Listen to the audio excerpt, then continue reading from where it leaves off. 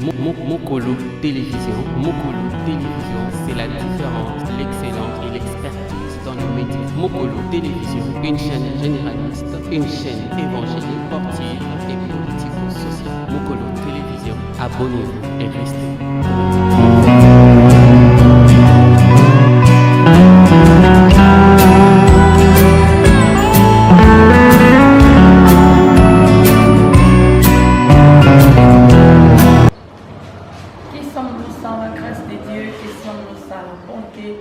Seigneur, nous sommes bénis dans le Seigneur. Laisse-moi vous dire que tout ce que nous vivons, c'est grâce à Dieu. Aujourd'hui, nous sommes très heureuses de vous savoir, très nombreuses devant vos petites téléviseurs, devant vos téléphones, pour suivre votre émission, les parfums, les bonnes odeurs de Jésus-Christ de Nazareth. Nous sommes très chanceux et graciés de recevoir pour vous aujourd'hui le pasteur Sylvain Lamba. Il est le responsable de l'église Cité Salem, à qui je dis bonjour. Merci papa d'avoir été dans notre émission. Merci. Tout concourt bien aussi qui est l'éternel. On peut écouter, on peut jamais écouter cette émission, c'est une vertu associée comme une noyau. Seigneur, merci pour ce moment où l'écriture à toi commence avec le Seigneur, du début jusqu'à la fin, dans les noms puissants de notre Seigneur sur Jésus-Christ que nous avons ainsi prié. Nous disons Amen. Amen. Aujourd'hui, on va parler d'un thème très important. Un thème très important. Je suis en train de marteler un thème très important qui est les veaux d'or. Pasteur, dites-nous, c'est quoi les veaux d'or? Merci. Je pense que je ne pourrais pas commencer à expliquer les veaux d'or comme si c'était ma pensée. Vous savez, un bon juriste, c'est celui qui maîtrise bien les articles. Aussi en politique, lorsque quelqu'un veut faire bien la politique, il doit être celui aussi qui maîtrise bien aussi, que je vais dire, la Constitution. Nous avons aussi notre Constitution. Avant de pouvoir décortiquer les volets, je vais entrer dans la Constitution qui est la Bible. C'est de là où nous allons avoir la lumière ensemble. Et je pense que nous allons prendre un texte très bien. Nous sommes dans Exode chapitre 32. Nous allons prendre le verset 1er jusqu'au verset 6. La Bible dit, le peuple, voyant que Moïse tardait à descendre de la montagne, sembla autour d'Aaron et lui dit, allons, fais-nous un Dieu qui marche devant nous. Car c'est Moïse, cet homme qui nous a fait sortir du pays d'Égypte. Nous ne savons ce qu'il est devenu. Aaron leur dit, ôtez les anneaux d'or qui sont aux oreilles de vos femmes, de vos fils et de vos filles, et apportez-le-moi.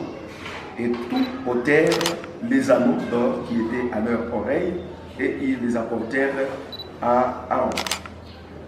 Il le reçut de leurs mains, jeta l'or dans un moule, et fit un veau en fonte. Et ils dirent, Israël, voici ton Dieu, qui t'a fait sortir du pays d'Égypte. Lorsqu'Aaron vit cela, il bâtit un autel devant lui, et il cria, demain il y aura fête en l'honneur de l'Éternel. Le lendemain, ils s'élevèrent de bon matin, et les offrirent des holocaustes et des sacrifices d'action de grâce. Le peuple s'assit pour manger et pour boire, puis ils s'élevèrent pour se divertir. Parole du Seigneur. Je réponds à votre question par rapport au veau d'or. Par rapport à la réponse, le veau d'or, c'est un Dieu qui a été fabriqué du temps de Moïse, quand Moïse était dans le désert avec les enfants d'Israël. À son absence, quand lui était parti à la montagne, il y a eu les peuples des dieux sont allés voir Aaron qui travaillait ensemble avec Moïse, en d'autres termes que je peux l'appeler les collaborateurs de Moïse. Alors ils sont allés voir Aaron pour lui dire que Moïse a beaucoup traîné à la montagne, parce que c'est lui, avec lui, que nous avons expérimenté beaucoup de miracles. On a trouvé qu'il a beaucoup aimé. Qu'est-ce qu'il faut faire? Fais-nous un Dieu qu'on peut voir et qu'on peut adorer. Et je pense que c'était ça. Et ils ont eu à fabriquer un Dieu avec eux-mêmes, ils ont fabriqué un Dieu, c'est-à-dire avec leurs propres efforts. Je pense que c'est à ce niveau-là qu'ils ont eu. C'est ça les veaux d'or, c'est-à-dire un Dieu fabriqué par les mains d'hommes, par la volonté d'être. Si je vous comprends bien, votre d'or est bâti, ça va piquer. Oui, oui, c'est vraiment l'idole, quelque chose qu'on avait fabriqué comme une représentation de Dieu, mais par la volonté des hommes. Une demande des hommes, c'est-à-dire les humains, par l'absence de Moïse. Moïse est avec eux, et Moïse est allé à la montagne du Sinaï. Et lorsqu'il était à la montagne, c'est ainsi, ils sont allés voir Aaron. Donc, il a beaucoup traîné. S'il y a possibilité, s'il y a au moins moyen de nous donner un autre Dieu, fabriquez-nous un Dieu. Alors, il y a des éléments que nous pouvons essayer un peu de parler. Il y a au moins 6 éléments que nous allons essayer un peu de pingler, 6 vraiment éléments très importants dans ce message. Là, d'abord,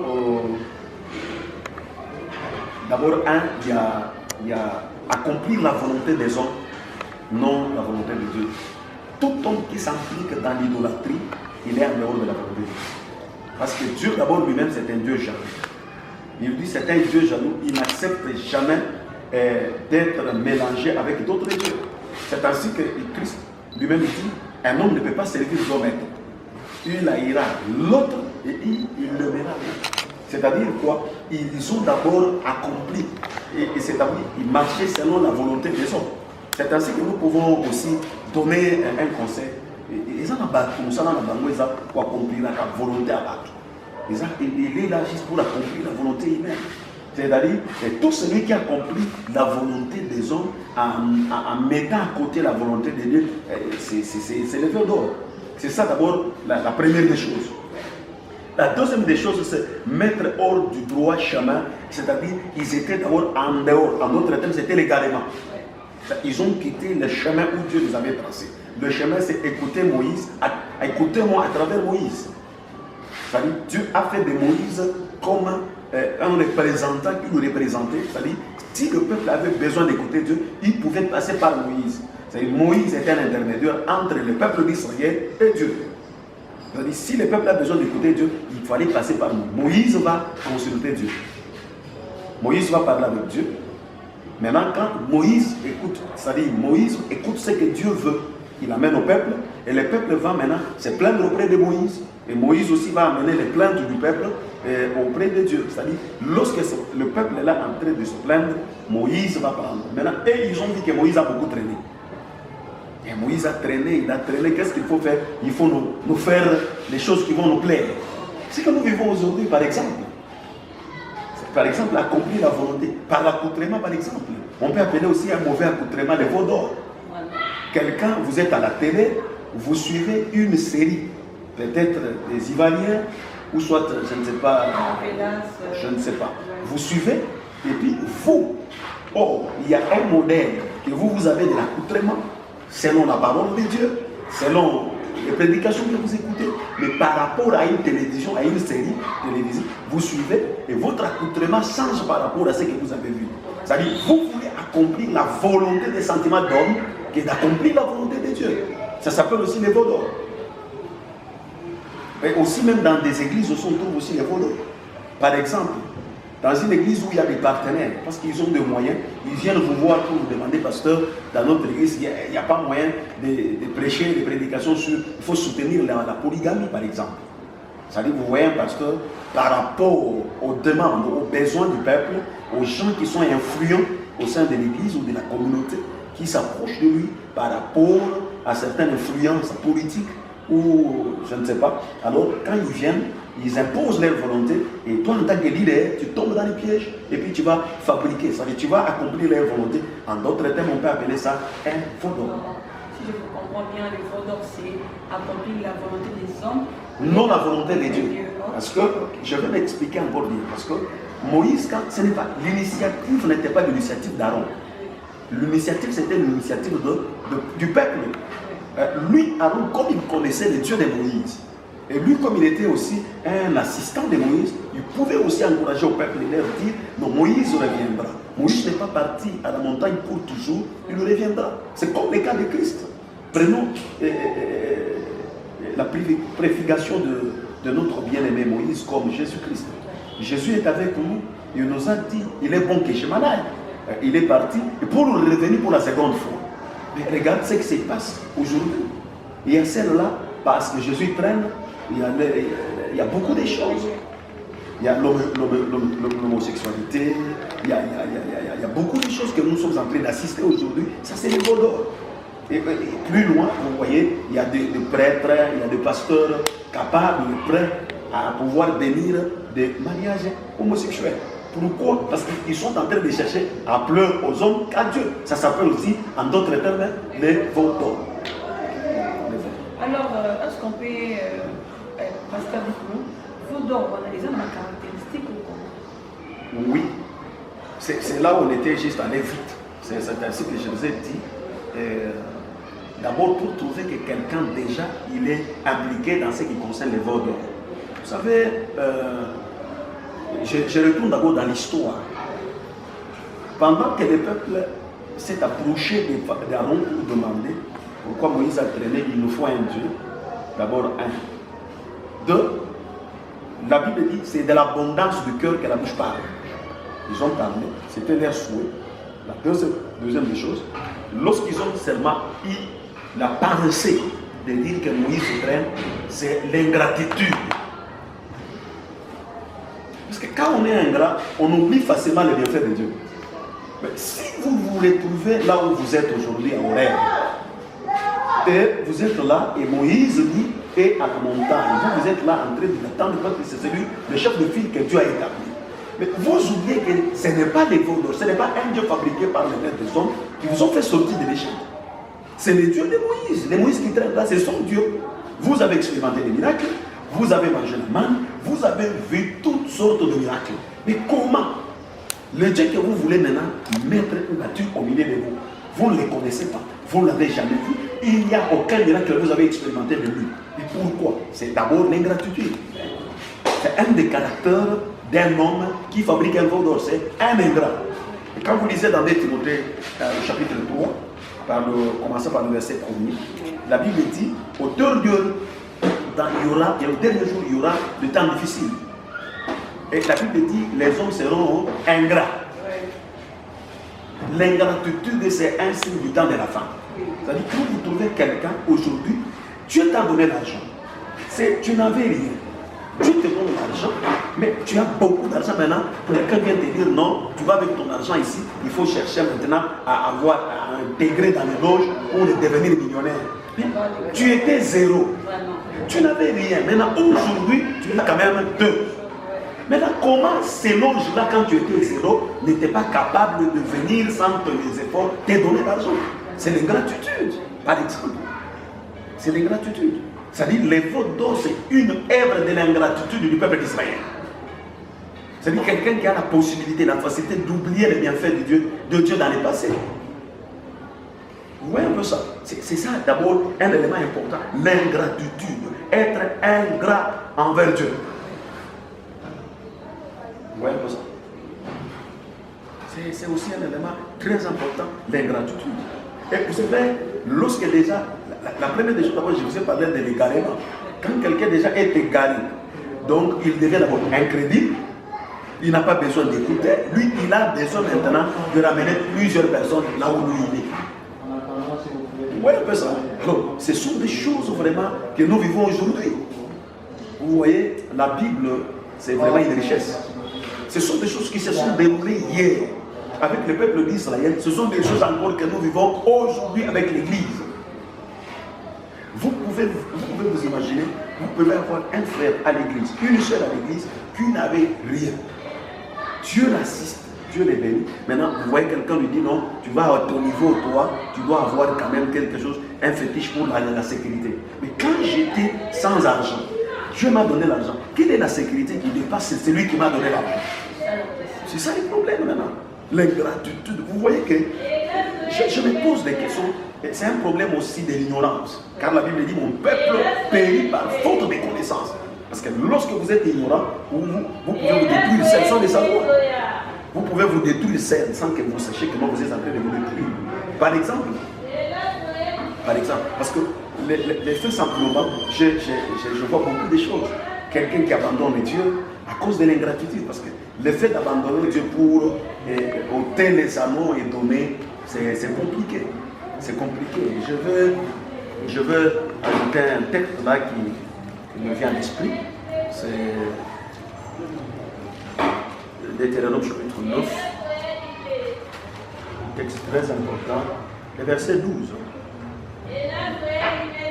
La Bible dit, l'Éternel me dit alors, lève-toi, descends à hâte d'ici, car ton peuple que tu as fait sortir d'Égypte s'est corrompu.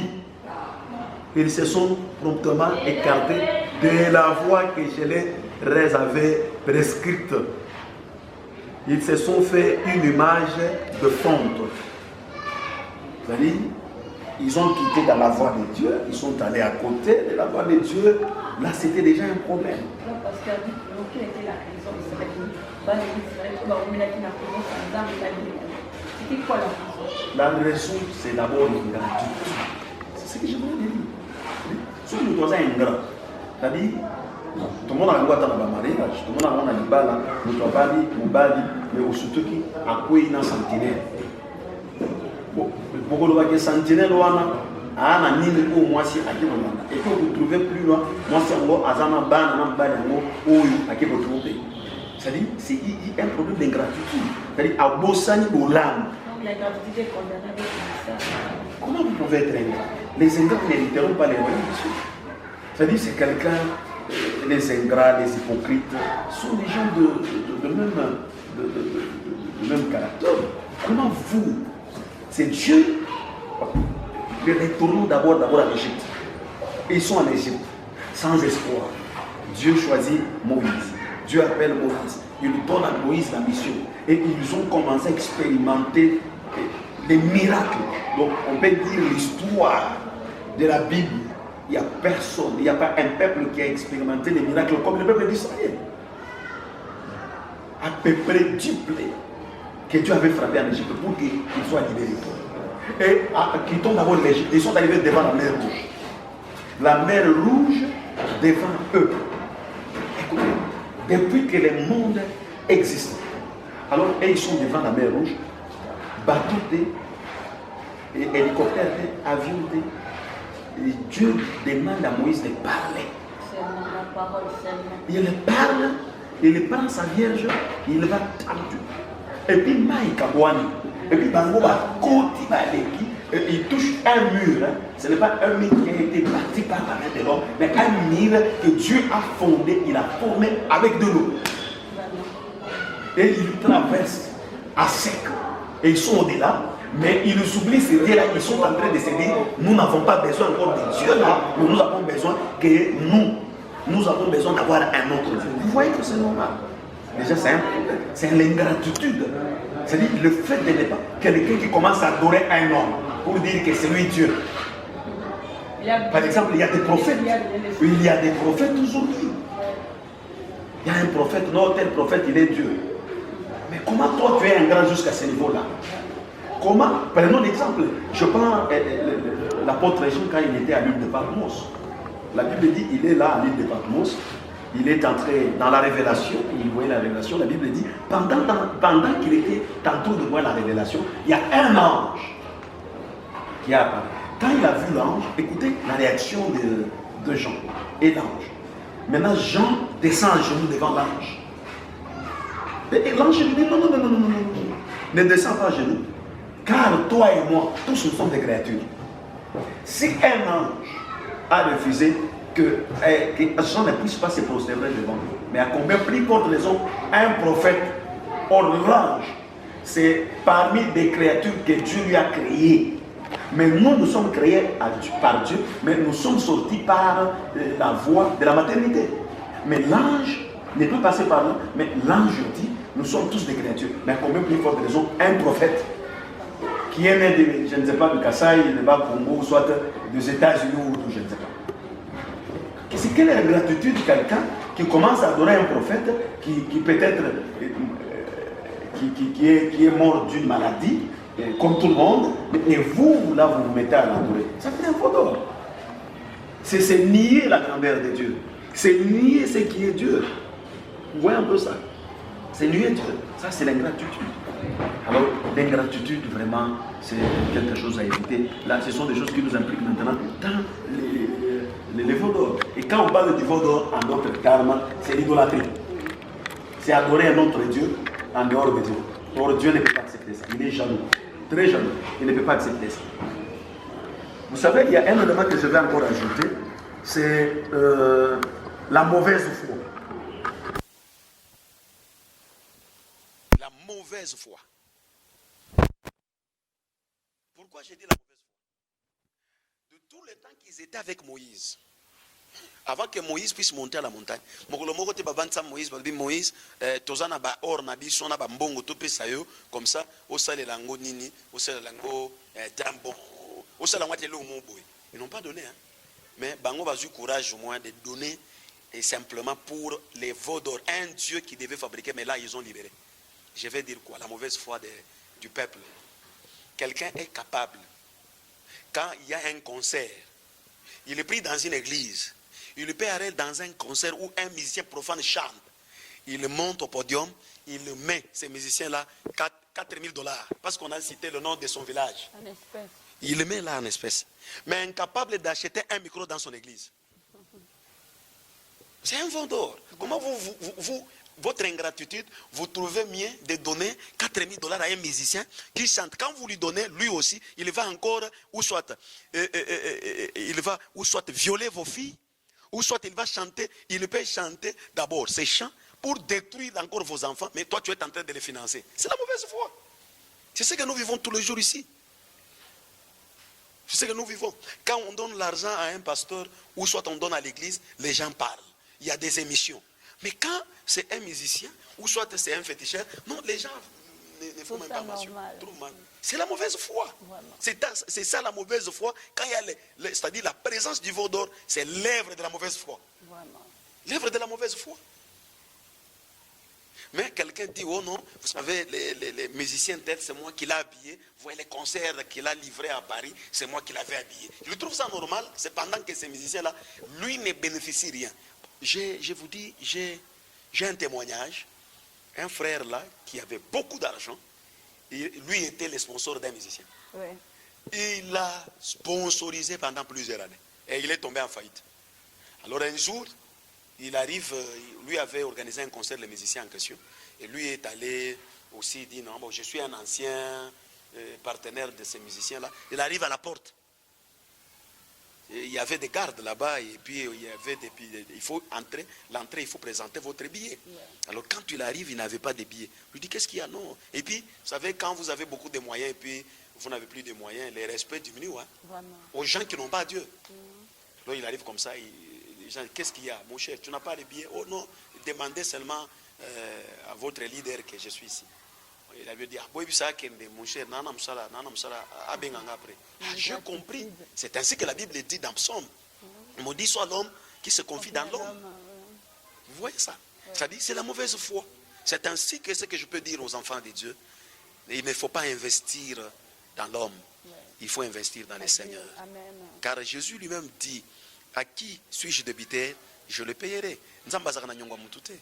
Alors si vous prenez ce que vous avez, vous donnez aux hommes, et puis vous refusez de soutenir l'œuvre de Dieu. Plus je vais dire aux enfants de Dieu, quand vous donnez à un pasteur, ne croyez pas que vous avez donné. Quand vous donnez quelque chose au maire du pasteur, ne croyez pas que vous êtes en train d'enrichir le pasteur, vous donnez à Dieu.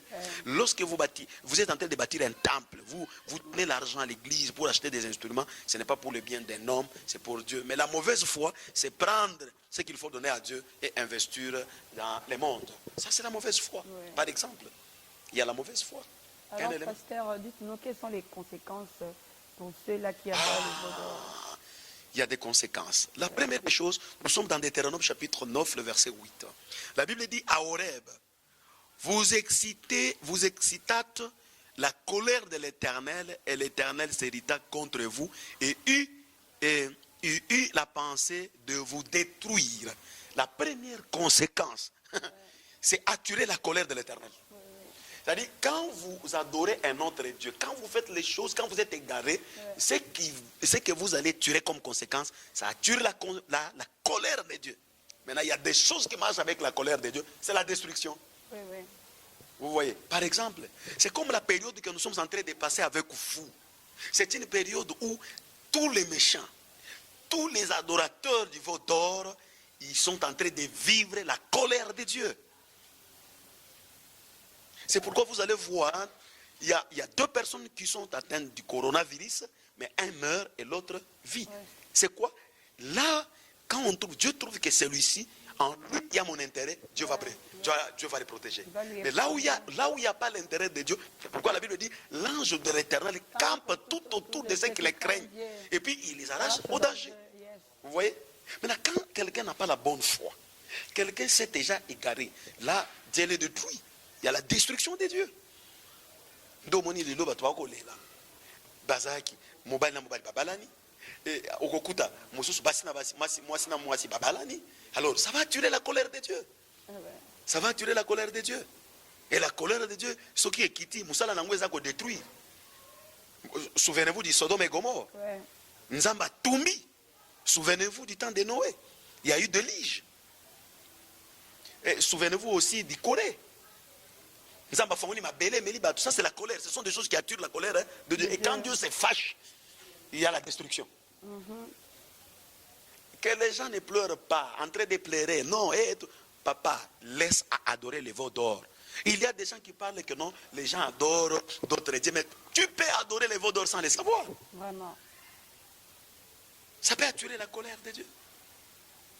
Aux gens de la télévision, Mouni Moutoualati, Aza sur scène, na novelas, Aza sur scène. Eza lokola mutu azo sala, eza lokola mutu aza na armée. Soki aza na poste na musa, il faut ala taka tenir na munduki. Siko yo ozwi munduki okia nango na ndako, na chambre na yo olati tenir olai na béton, non, ça c'est anormal. Sur scène, maintenant tu veux copier ce qui se fait et ce qui se passe sur scène, tu veux l'amener sur la vie normale. Non. Alors, il y a un verset qui me montre encore, c'est Romains 12. Bible le Bini. C'est très important. Verset 1, il est important.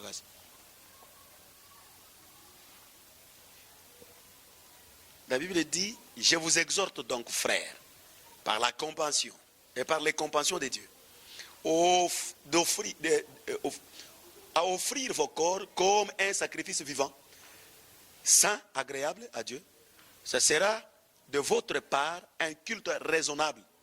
Ne vous conformez pas au siècle présent, mais soyez transformés par le renouvellement de l'intelligence, afin que vous discerniez quelle est la volonté de Dieu, ce qui est bon et agréable et parfait. Par exemple, ne pas se conformer au siècle présent. On ne peut pas. Nous vivons dans le monde, mais nous ne sommes pas tout le monde. Je suis dans le monde, mais je ne suis pas tout le monde. Je ne peux pas faire ce que tout le monde est en train de faire. Il faut offrir les corps comme un sacrifice vivant. Naza nanga mobimba, mais nami bonzi pa nzambe. C'est-à-dire ngai lisusu te. Ngai na komi mutwanga ni nini ya nzambe, c'est nzambe ndo komi ko décider likolo nanga.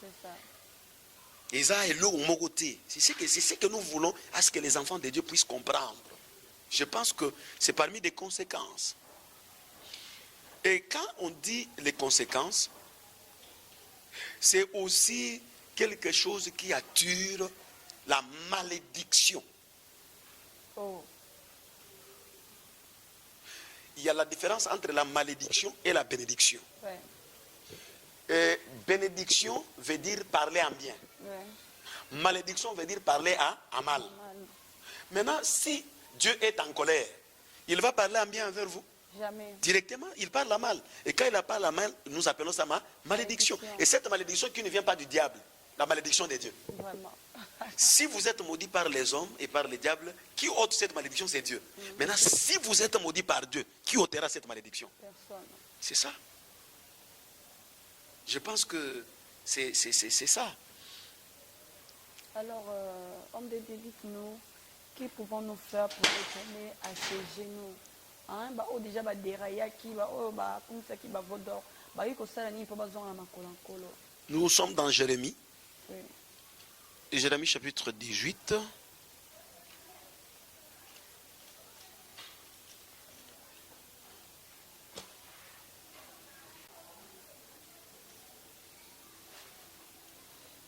Je m'excuse, chapitre 15, le verset 18, c'est ce que je voulais dire. Ouais.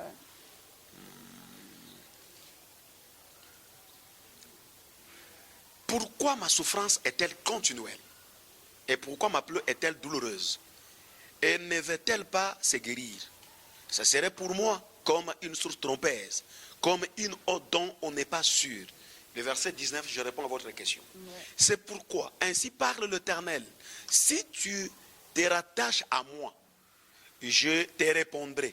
Ouais. Et si tu te tiendras devant moi, et si tu sépares ce qui est précieux de ce qui est vil, tu seras comme ma bouche. C'est à eux de venir à toi, mais ce n'est pas à toi de retourner vers eux. C'est ça la réponse. Le problème, c'est de retourner auprès de Dieu.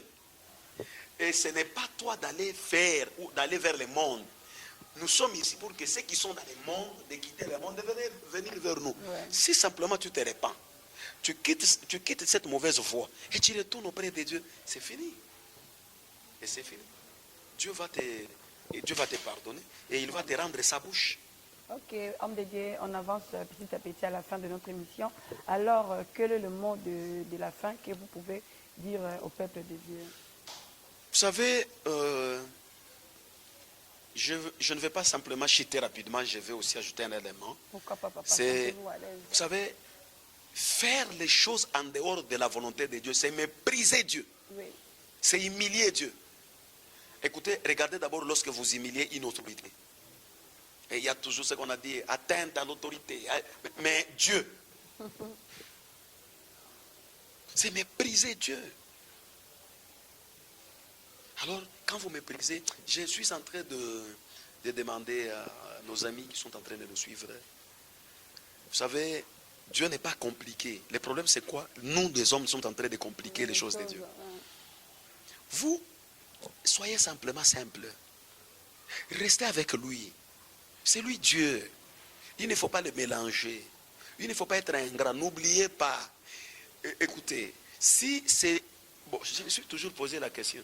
Si aujourd'hui j'ai besoin d'avoir le fétiche pour ma protection, mais lorsque j'étais encore bébé dans le ventre de ma mère, qui me protégeait? Et lorsque je suis venu au monde, j'étais tout petit. Qui me protégeait? N'est-ce pas Dieu? Si seulement aujourd'hui on me propose quelque chose, bien aimé. Prenons d'abord l'exemple. Je n'ai jamais vu des animaux de même sexe en train de s'accoupler. Par exemple, les animaux d'un même sexe en train de s'accoupler. Ça n'a jamais... Si un animal raisonne à ce côté-là bien, mais c'est-à-dire, on quitte même dans la dimension d'un homme animal. Donc toi tu descends, tu deviens un homme, je ne sais pas, on va dire quoi? Un homme oiseau ou soit oiseau, tous sont des oiseaux. Je ne sais pas, malgré ce sont des volailles, mais on doit quand même comprendre que même, il y a plus loin, chez les chiens, il y a quelque chose où ceux qui élèvent les chiens, ils maîtrisent ça, moi je ne sais pas, parce que j'ai appris aussi ça. C'est-à-dire, les chiens d'une, bon, je peux appeler ça une famille, je ne sais pas. Les chiens d'une même famille, ils ne peuvent jamais s'accoupler et avoir des enfants. Lorsque la chienne met bas, c'est-à-dire le chiot là va mourir. Je dis quoi? On m'a expliqué ça, j'ai dit, c'est-à-dire, si chez les animaux eux-mêmes, d'abord au niveau des animaux de sexe opposé, ils ne peuvent pas faire des enfants. Mais à combien plus forte raison où vous trouvez les gens d'une même famille en train de se faire des enfants, et puis au-delà l'homosexualité. Et puis les gens se sentent à l'aise, c'est l'égarement. Mon frère, ma soeur, toi qui es en train de me suivre, tu dois retourner dans la bonne voie. La bonne voie, la Bible dit, l'homme quittera son père et s'attachera à sa femme. Et les deux deviendront une seule chair. Il n'y a pas un verset dans la Bible où il y a l'homme et l'homme qui vont se marier, la femme et la femme qui vont se marier pour faire des enfants. D'abord, vous êtes où? Retournez dans la bonne voie et Dieu va vous pardonner. Car lui, Dieu, il est riche en bonté, il est le miséricordieux, il est capable de vous pardonner. Les bons côtés de Dieu, quand quelqu'un revient à lui, il n'envoie pas un ange, il n'envoie pas un pasteur, ni un apôtre, ni un prophète pour le pardon. À ce qui concerne le pardon, Dieu lui-même descend, il abandonne le trône pour récupérer les péchés. Vraiment. Ok, bien aimé dans le Seigneur.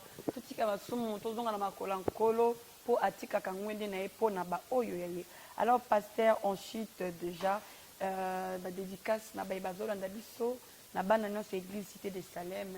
Et puis l'autre fois bandaki émission na poto, ils ont demandé vos coordonnées. S'il y aura possibilité de le passer votre numéro de contact si possible. Merci beaucoup. Je commence par dire merci à Dieu. C'est lui mon meilleur ami et ma grande relation. C'est Dieu, lui le maître de tout. Et je bénis tous les hommes de Dieu. Je pense qu'un homme comme moi, si je vais dédier, je dédie tous les enfants de l'église parce qu'ils sont nombreux.